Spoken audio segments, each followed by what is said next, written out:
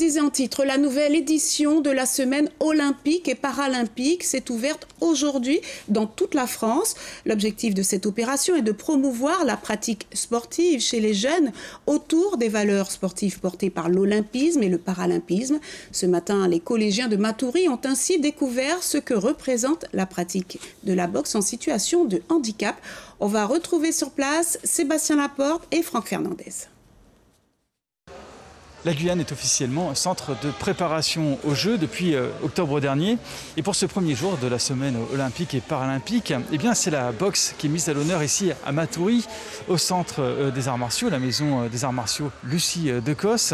90 collégiens se sont succédés ce matin eh bien, pour découvrir ce qu'est la situation de handicap dans le sport.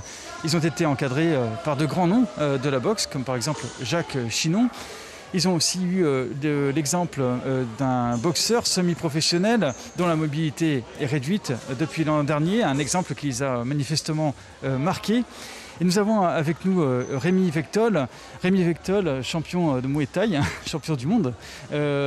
L'objectif, c'est aussi de changer le regard sur le handicap. Voilà, on avait pour objectif donc, de faire découvrir la discipline handibox, donc à l'occasion de cette semaine olympique et paralympique.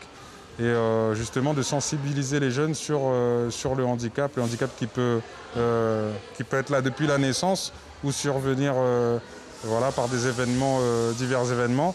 Et on voulait voilà, vraiment changer ce regard et participer à ce qu'on appelle le décloisonnement des personnes en situation de handicap pour éviter justement l'enfermement social des personnes qui peuvent être amoindries et qui peuvent avoir envie de pratiquer une activité sportive.